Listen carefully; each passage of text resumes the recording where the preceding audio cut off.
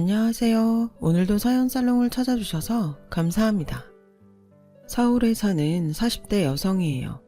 언젠가 마더라는 영화를 보다가 울컥한 적이 있어요. 영화 끝부분이던가요. 극중 엄마 역을 맡은 김혜자 씨가 자기 아들 대신 범인으로 몰린 청년을 찾아가 이런 말을 하더라고요. 너는 엄마 없니? 엄마가 있다면 자식이 억울하게 누명을 쓰고 옥살이를 하게 두지는 않을 거란 의미의 대사였어요. 영화상 주인공의 복잡 미묘한 감정을 표현한 대사였죠. 그런데 그 대사를 듣자마자 순간 울컥하더라고요. 누명을 쓰고 철창 안에 갇힌 청년이 마치 제 자신 같았거든요. 저 역시 절 위해 세상과 맞서 싸워줄 부모님이 없는 고아였으니까요. 부모가 없다는 건 돌아갈 집이 없는 것처럼 막막하고 불안한 거예요. 친구 집에 놀러 갈 때, 면접을 볼 때, 심지어 결혼 승낙을 받으러 시댁에 찾아갔을 때 이런 질문을 받으면 더더욱 그렇죠. 부모님은 뭐 하세요? 상대의 이 질문에 저처럼 부모 없는 사람들은 순식간에 세상에서 가장 불쌍한 사람이 되곤 해요. 그렇다고 제가 처음부터 고아였던 건 아니에요. 초등학교 1학년 때까지는 저도 다른 친구들처럼 부모님의 사랑을 듬뿍 받고 살던 평범한 아이였거든요. 그날 그 사고만 없었더라면 말이죠. 초등학교에 들어가고 처음 맞았던 어린이날, 저는 며칠을 부모님을 졸라 용인에 있는 대공원에 놀러 갔어요. 날이 날이니만큼 엄청난 인파에 휩쓸려 정작 놀이기구는 몇 개 못 탔지만 그래도 좋았어요. 잔디밭에 자리를 잡고 앉아서 엄마가 정성껏 준비한 도시락을 먹고 해질녘엔 퍼레이드까지 봤죠. 정말 최고의 어린이날이었어요. 그렇게 행복한 시간을 보내고 집으로 향하는 길이었어요.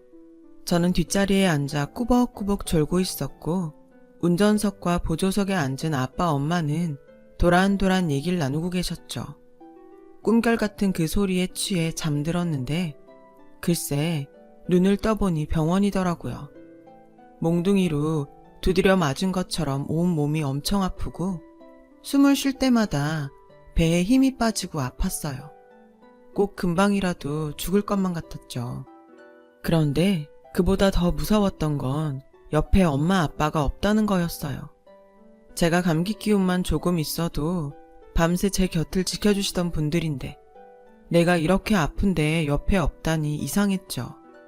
그래서 간호사 언니한테 우리 엄마랑 아빠 어딨냐고 물었더니 당황하면서 아무 말 못하더라고요. 그리곤 경찰 아저씨를 데리고 왔어요. 경찰 아저씨는 힘들게 얘기를 꺼내셨죠. 음주운전 차량과 정면 충돌을 해서 엄마 아빠가 세상을 떠나셨고 저 혼자만 살아남았다고요. 믿을 수가 없었어요.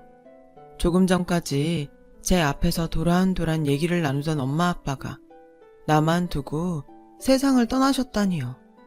이건 분명 꿈일 거라고 생각했어요. 그래서 있는 힘껏 제 팔을 꼬집어 봤는데 아프더라고요. 그제야 꿈이 아니란 걸 알았죠. 하지만 여전히 실감이 나지 않았어요. 지금이라도 당장 엄마 아빠가 병실 문을 열고 들어올 것 같았거든요. 하지만 끝끝내 엄마 아빠는 오지 않았고 저는 그렇게 고아가 됐어요. 부모님 장례식이 끝나고 저는 부산에 살고 있는 고모 집에서 살게 되었어요. 고모라고는 하지만 아빠와는 배다른 남매 사이라서 지금껏 얼굴도 한번 본 적 없는 사이였죠. 경찰 아저씨들이 하는 얘기를 들었는데 아무도 저를 돌봐주겠다는 사람이 없어서 시설에 보내려고 했대요. 그때 고모가 저를 맡아주겠다고 연락을 했다고 하더라고요. 결혼도 안 한 여자가 참 대단해. 친오빠도 아니고 배다른 오빠 딸을 키우겠다고 나서다니. 그렇게 저는 난생 처음 보는 고모를 따라 부산에서 살게 되었어요. 서울 우리 집을 처분한 돈과 부모님 앞으로 예금돼 있던 돈, 그리고 사망보험금은 고모가 관리하기로 했고요. 사실 그 돈 때문에 말이 많긴 했어요. 처음엔 저를 맞지 않겠다고 했던 친척들이 거액의 사망보험금 소식을 듣고는 고모 집에 들이닥쳤거든요. 그럴 때마다 고모와 친척들은 싸움을 벌였고 급기야 이웃의 신고로 경찰이 출동하기도 했을 정도였죠. 상황이 그렇다 보니 고모와 저는 친척들을 피해 이사를 다녀야 했어요. 얼마나 지독하게 쫓아왔는지 한 번은 학교까지 찾아와 난동을 피운 탓에 제가 고아라는 사실이 전교에 퍼져서 한동안 전교생의 눈치를 봐야 했어요. 마치 운동장에서 발가벗고 서 있는 기분이었죠. 그 일이 있고 얼마 뒤 고모는 변호사를 선임해 친척들이 제게 접근하지 못하도록 접근 금지 명령을 받아냈어요. 그제야 고모와 저는 더 이상 친척들 괴롭힘에 시달리지 않을 수 있었죠. 고모는 말수가 적은 사람으로 감정을 드러내지 않는 분이었어요. 저에게 필요한 것들은 부족함 없이 챙겨주는 분이었지만 그렇다고 살갑거나 따뜻한 분은 아니었어요. 그래서 고모와 함께 살면서도 함께 대화를 나눠본 적은 거의 없어요. 필요한 말 외에는 하지 않았거든요. 그렇다 보니 고모와 함께 사는 집은 일종의 기숙사처럼 여겨졌고 그래서 내가 독립할 나이가 되면 언제고 떠나야 되는 곳으로 인식됐어요. 서울에 있는 대학에 입학을 하면서 고모 집을 나오게 됐을 때 미련 없이 나올 수 있었던 것 같아요. 혼자서 서울살이를 하고부터는 부산 고모 집에 가는 일이 뜸해졌어요. 가끔 고모가 서울로 올라오긴 했지만 그저 식당에서 밥 한 끼 같이 먹고는 다시 돌아가는 시기였죠. 그러다가 제가 지금의 남편을 만나 연애를 시작하고부터는 그런 만남도 끝나고 말았고요. 남편은 제가 다니던 회사 거래처 직원이었는데 일적으로 만났다가 마음이 통해서 사귀게 되었어요. 남편은 3남매 중 장남으로 자립심이 강한 사람이었어요. 대학에 입학한 이후 학비며 용돈은 자기 힘으로 해결해 왔을 정도로요. 집안 사정이 어려워 보이진 않았지만 밑으로 동생이 둘이나 있어서 그런가 자기라도 부모님께 부담을 드리지 않으려고 애쓰는 것 같았어요.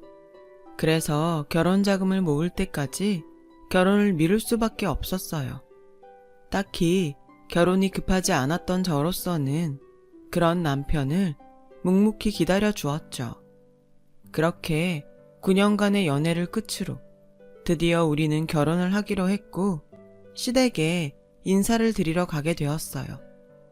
오랜 연애 기간 탓에 거의 며느리로 인정받던 터라 걱정은 안 했어요. 그런데 화장실 들어갈 때랑 나올 때 마음이 다르다고 막상 결혼을 앞두니 전과는 다르게 대하더라고요. 특히 시어머님이요. 난 우리 애가 너랑 결혼까지 갈 줄은 정말 몰랐다. 솔직히 부모 없는 널 받아들이는 게 나로서는 달갑지만은 않아. 어쩌겠니? 이게 부모 마음인걸? 난 내 자식이 장인장모 사랑 듬뿍 받으며 살았으면 했다. 씨암탉은 아니래도 삼계탕 정도는 끓여줄 장모는 있어야지. 소도 비빌 언덕이 있어야 한다는데 이건 뭐?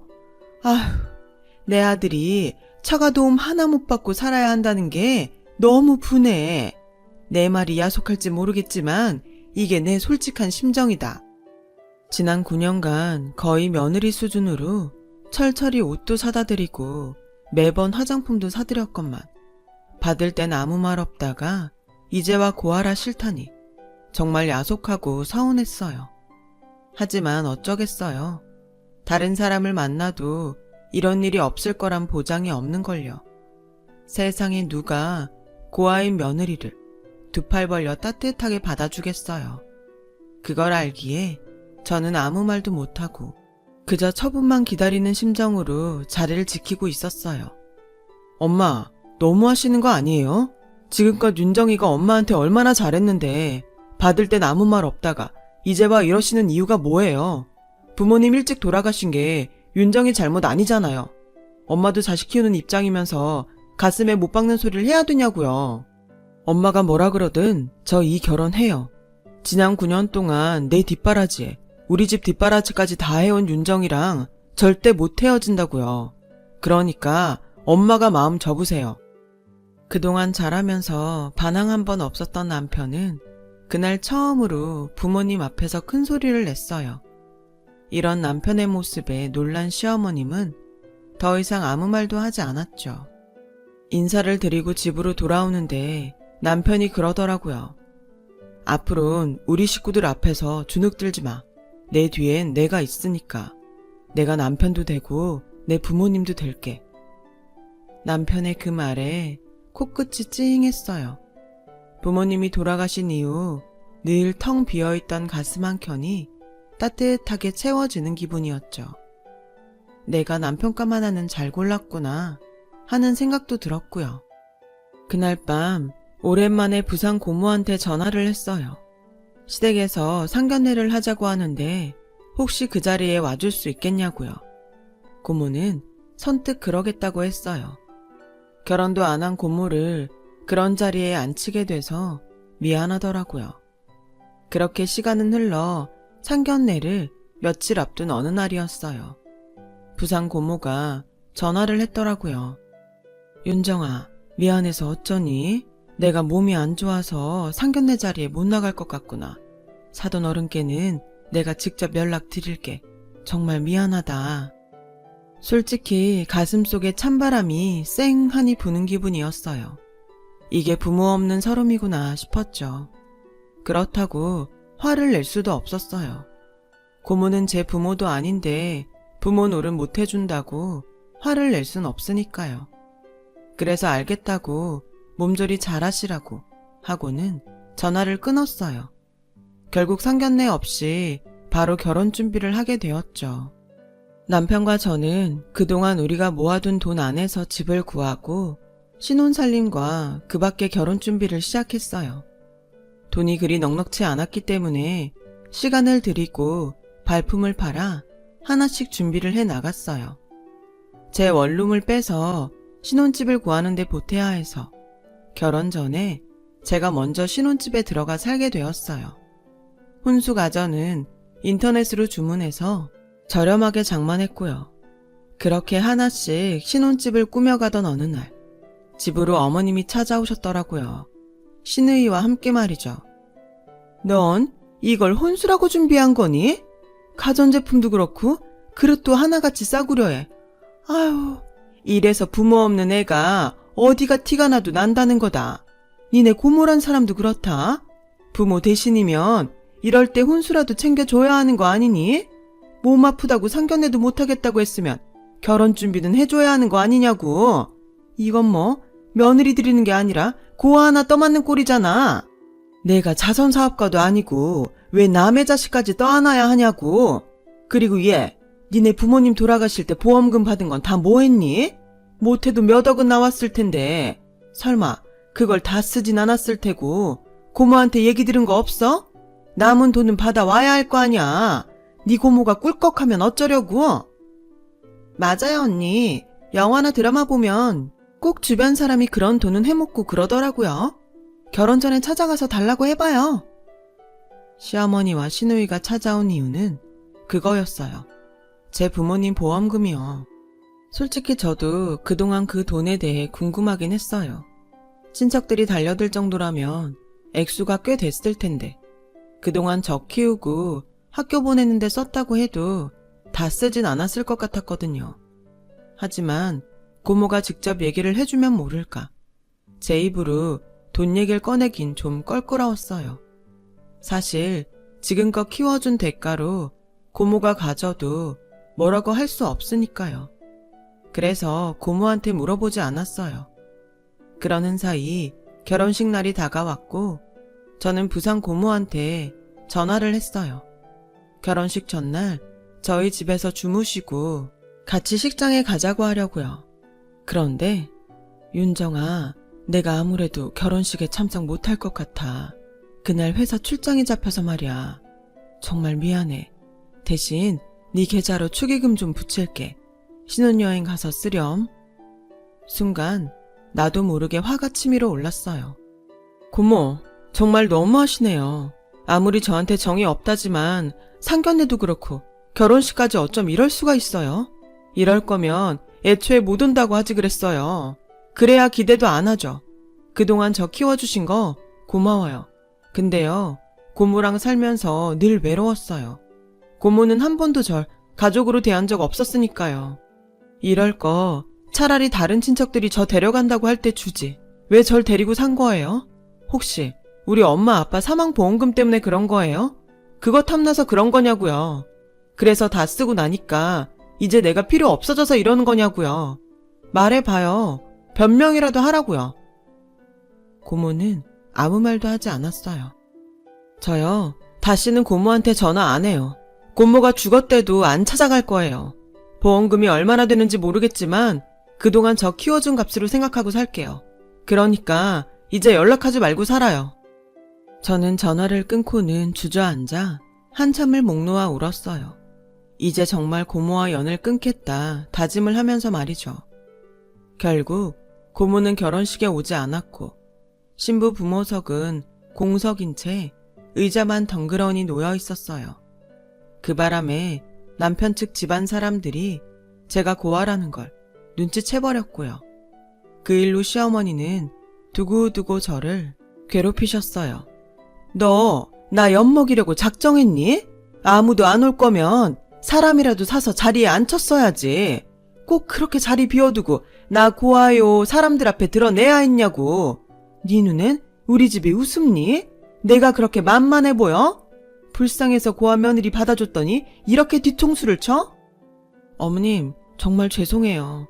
제가 진작 챙겼어야 했는데 워낙 경황이 없어서 깜빡했어요. 제 실수예요. 이해해 주세요. 앞으로는 이런 일 없게 할게요. 그래? 그럼 약속해라. 앞으로 내 말에 고분고분 따르겠다고. 짖으라면 짖고 물라면 물고 우리 집 개처럼 내 말에 따르겠다고. 왜? 싫어? 못하겠어? 결혼식 날 봐서 알겠지만 너한테 부모가 있기라니, 하다못해 사돈의 팔촌이라도 있기라니. 네 뒷배 대줄 사람은 네 남편이랑 우리 식구들밖에 없어. 그러니까 너도 고마운 줄 알고 시댁에 충성하란 말이야. 언니, 시어머니 잘 얻은 줄이나 아세요. 세상에 어떤 시어머니가 며느리 뒷배가 돼준대요? 언니가 부모 복은 없어도 시댁 복은 있는 사람이네. 그러니까 알아서 기라고요. 나한테도 잘 좀 하고요. 시어머니와 시누이는 남편 눈을 피해 제게 막말을 해대곤 했어요. 처음엔 몇 번 이러다가 반응 안 하면 알아서 그만하겠지 했는데 시간이 지날수록 막말의 수위가 높아지더니 나중엔 말도 안 되는 요구까지 하기 시작했어요. 그런데 시누이 결혼을 앞두고는 이전과는 완전 달라졌지 뭐예요? 예, 설거지는 내가 할 테니 넌 가서 좀 쉬어. 밖에서 일하느라 힘들었을 텐데. 딸 시집 보낼 때가 되니 며느리 심정을 이해하게 된 건지 시어머니가 확 달라졌더라고요. 그런데 이런 모습이 마냥 달갑지만은 않았어요. 그간의 행동으로 보아 이러는 데는 분명 그럴 만한 이유가 있을 것 같았거든요. 그리고 제 예상은 틀리지 않았어요. 얼마 뒤 꿍꿍이를 알게 됐거든요. 예, 내가 일전에 말했던 니네 부모님 사망보험금 말이다. 그거 네 고모한테 물어봤니? 얼마나 남아있다디? 저 어머님, 그 일은 잊어주세요. 그동안 생활비며 제 학비로 들어간 돈도 꽤 되고 설사 남아있다고 해도 저 고모한테 그 돈 달라고 못해요. 그동안 절 키워주신 것만으로도 충분하니까요. 어머? 얘가 뭐라는 거니 지금? 너 그게 한두 푼인 줄 아니? 사람이 둘이나 죽었어. 가해자한테 받은 위자료도 어마어마할 거라고. 거기다 보험금에 니네 집 팔아 챙긴 돈까지 못해도 수억은 될 거다. 그걸 포기하겠다고? 너 바보 아니니? 어디 모자라니 아니냐고. 네가 못하겠다면 내가 알아서 하마. 넌 굿이나 보고 떡이나 먹어. 제 만류에도 불구하고 시어머니는 업체에 의뢰해 고모의 뒷조사를 시작했고 얼마 뒤 엄청난 결과를 듣게 되었어요.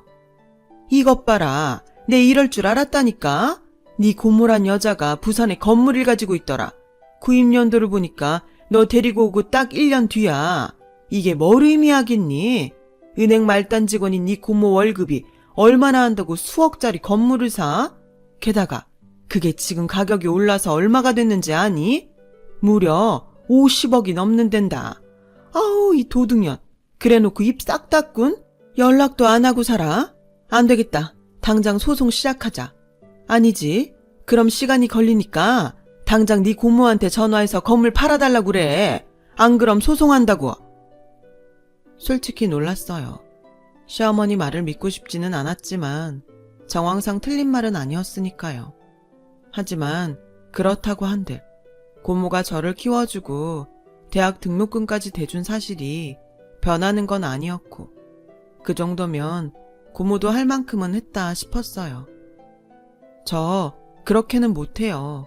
설사 고모가 보험금으로 건물을 샀다고 해도 그거 달라고는 못해요. 부모 없는 절 키워준 부모 같은 분이니까요. 사는 동안 고모한테 눈치 보고 산 적 없어요. 그러니까 어머님도 그 일은 그만 잊어주세요. 이게 지금 뭐라는 거야? 야, 지금 널 돌보는 건 나야. 그럼 나도 얼마간의 보상금은 받아야 하는 거 아니니? 네 고모한텐 건물도 주면서 왜 나한텐 10원 한 장 안 내놓니? 막말로 너 결혼할 때 뭐 해왔니? 부모 없는 고아라고 마음 약한 내 아들 꼬셔선 몸뚱이 하나 딸랑 들고 왔잖아. 모르면 모를까? 네 고모 건물주 된 거 아니상 나도 너한테 돈 좀 받아서 내 딸 결혼하는데 혼수랑 예단비에 보태야겠다. 그러니까 당장 가서 돈 받아와. 시어머니는 말도 안 되는 생떼를 쓰며 고모한테 가서 돈을 받아오라고 저를 들들 볶았어요. 참다 못한 저는 결국 이 일을 남편한테 얘기했고 남편이 시댁에 가서 한바탕 난리를 친 뒤에야 시어머니는 더 이상 돈 얘기를 꺼내지 않았어요. 하지만 돈 얘기만 하지 않았을 뿐 괴롭힘은 날이 갈수록 심해졌죠. 네? 아가씨 산후조리를 저보고 하라고요? 그럼 회사는 어쩌고요? 여름 휴가 있잖아. 우리 애 출산일 맞춰서 휴가 잡으면 되지. 어차피 제왕절개 할 거니까 출산일이 달라질 이유도 없고 말이다.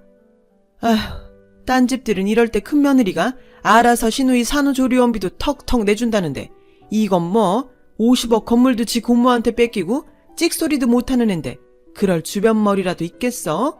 그러니 어쩌겠니? 네 몸이라도 써서 네 할 도리를 해야지.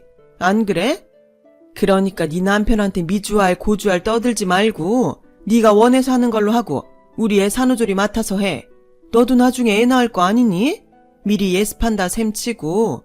알았어? 지난번 일 때문에 단단히 속이 꼬인 시어머니는 이번만큼은 당신도 양보를 못하시겠다며 산후조리원비를 내놓든 몸으로 때우든 둘 중 하나를 택하라고 했어요. 말도 안 되는 요구였지만 그렇다고 모른 척 할 수도 없었어요. 그렇게 벙어리 냉가슴을 앓고 있던 어느 날 밤이었어요. 자정이 넘었는데 남편 휴대폰으로 전화가 왔더라고요. 남편은 액정에 뜬 이름을 확인하곤 화장실로 들어가 전화를 받았어요.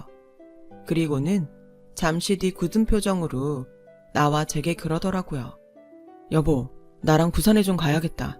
자기 고모님이 방금 숨을 거두셨대. 남편의 말에 정신이 번쩍 들었어요. 비록 연락도 끊고 살기로 했었지만 제 유일한 혈육인데다 절 키워준 분이 돌아가셨다는데 왜 안 그렇겠어요. 그런데 좀 이상하더라고요. 전화를 해도 저한테 해야지 왜 남편한테 했냐는 거죠. 자기야, 근데 왜 당신한테 전화를 했대? 자기 번호를 어떻게 알고? 그제야 남편은 그동안 있었던 일을 제게 얘기해 주었어요.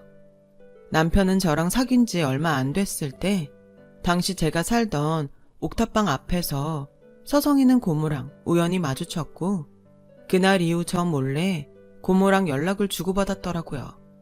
고모는 제가 어디 아프진 않은지 돈 때문에 고생하지는 않는지 남편한테 묻곤 했다더군요. 결혼할 때도 저 몰래 집 구하는데 보태라고 5천만 원을 보내주시면서 부산에 사두신 건물 얘기를 하셨대요. 오래전 친척들이 제 부모님 보상금을 뺏으려고 할 때 몰래 사둔 거라고요. 언제고 때가 되면 저한테 돌려줄 생각이니 잘 기억하고 있다가 혹시 당신한테 무슨 일이 생기면 저한테 전해주라고 하셨다나 봐요. 고모님이 비밀로 해달라고 하셔서 그동안 말 못했어. 그리고 말이야, 고모님이 많이 아프셨어. 상견례를 앞두고 쓰러지셨는데 그때 병원에서 복막암 판정을 받으셨다나 봐. 상태가 너무 안 좋아서 바로 수술에 들어가느라 상견례도 못 오셨던 거고, 어떻게 해서든 결혼식은 참석하시려고 재활도 열심히 하셨는데 전이가 너무 빨라서 그러지 못하셨어. 당신이 알면 좋은 일 앞두고 힘들어할까봐 무슨 일이 있어도 절대로 비밀로 해달라고 하셔서 말 안 했던 건데, 이렇게 갑자기 떠나실 줄 알았다면 진작 당신한테 이야기할 걸 그랬어, 여보. 미안해. 남편의 얘기를 듣고 한참을 아무 말도 할 수 없었어요. 고모한테 버림을 받았다는 생각에 그동안 고모를 원망하고 미워했던 제가 너무 한심했어요. 그리고 오랜 시간 제 주위를 맴돌며 저를 지켜주었던 고모를 알아보지 못한 제 무심함에 화가 났어요. 한 번도 나를 진심으로 사랑해준 적 없다고 생각했는데, 그래서 부산 집을 떠날 때도 아무런 죄책감 없이 떠났었는데, 어쩌면 이게 다 이별할 때 제가 미안해하지 않도록 하기 위한 고모의 배려였다고 생각하니 눈물이 멈추지 않았어요. 그 큰 사랑을 받고도 늘 받은 게 없다고 생각했던 제가 한심했어요. 그날 남편과 함께 부산으로 내려간 저는 장례를 치른 뒤 고모가 살던 부산집을 정리하러 갔어요. 20살 봄에 떠나온 후로 단 한 번도 찾지 않았던 그 집은 내 기억 속 그대로였어요. 제가 쓰던 방은 나올 때 그대로 잘 정돈되어 있었죠. 어쩌면 고모는 제 방을 쓸고 닦으며 제가 찾아와 주길 바랬는지도 몰라요. 언제고 찾아와도 어색하지 않도록 떠날 때 모습 그대로 지켜왔던 거겠죠. 생각이 거기까지 이르자 가슴 속에서 뜨거운 무언가가 솟아올랐어요. 그리곤 하염없이 눈물이 흘러내렸죠. 그날 저는 부산 우리 집에서 고모에 대한 미안함과 그리움을 눈물에 담아 흘려보냈답니다. 장례식을 마치고 집에 돌아와 보니 시어머니가 와 계시더라고요. 아가, 정말 축하한다. 하늘이 그래도 무심하진 않구나. 널 위해 네 고모도 데려가지고. 그래, 그 건물 문서는 잘 챙겨왔니? 상속세는 얼마나 나온다디? 시어머니는 제 얼굴을 보자마자 건물 얘기부터 꺼냈어요. 그 사악한 눈빛을 반짝이면서요. 사람이라면 그러는 게 아니죠. 사람이 죽었는데 축하한다고요? 그분 저 키워주신 분이에요. 빈말이라도 고인의 명복을 빈다는 말 정도는 하셨어야죠. 어떻게 축하한다는 말을 하세요? 어머님이 그러고도 사람이에요? 왜요? 그 건물 팔아서 어머님 딸 산후조리원비 내란 말 하려고 오셨어요? 아니면 고아 며느리 받아준 대가로 한몫 단단히 챙기려고 건물 팔아달란 말 하러 오셨어요? 도대체 왜 자꾸 와서 제 속을 뒤집으세요? 따지고 보면 어머님도 고아잖아요. 근데 왜 저한테만 고아라고 막말하고 함부로 대하시는 건데요? 부모 없는 건 어머님이나 저나 똑같은데 왜 저만 괴롭히냐고요. 잘 들으세요. 앞으로 저한테 함부로 하지 마세요. 어머님이 그러시면 저도 어머님한테 함부로 할 거예요. 그리고 저희 고모 건물 눈독 들이지 마세요. 그 건물에서 나온 돈 10원 한 장도 어머님이랑 어머님 딸한테 안 갈 거니까요. 아셨어요? 저는 그동안 참았던 말을 퍼붓곤 방으로 들어왔어요. 얼마나 힘을 주고 말했는지 손가락이 바들바들 떨리더라고요. 그날 이후 더 이상 어머님은 제게 고아란 말을 꺼내지 않으셨어요. 제 말에 겁을 먹어서 그런 건 아니고 남편이 폭탄 선언을 했거든요. 한 번만 더 제 앞에서 고아 어쩌고 소리를 하면 부모 자식 간의 연을 끊고 살겠다고요. 엄마들은 나이 들면 아들 눈치를 보게 된다더니 그 말이 딱이었죠. 아무튼 일련의 사건으로 저는 하루아침에 50억대 건물주가 되었어요. 저에게 시댁의 개로 살라던 시어머니는 닭 쫓던 개가 되어선 지붕만 쳐다보는 격이 됐고요. 인생사 새옹지마라고 이렇게 상황이 역전될 줄은 몰랐네요. 오늘따라 고모 생각이 많이 납니다. 고모한테 가서 고모랑 수다 떨다 와야겠습니다. 저를 묵묵히 지켜준 고모를 위해서라도 기죽지 않고 인생 열심히 살아보려 합니다. 제 사연을 들어주셔서 감사드려요. 항상 건강하시고 행복하세요. 여러분, 사연 댓글에 응원과 현명한 조언 부탁드려요. 좋아요와 구독은 저에게 큰 힘이 됩니다. 오늘도 좋은 일 가득하세요.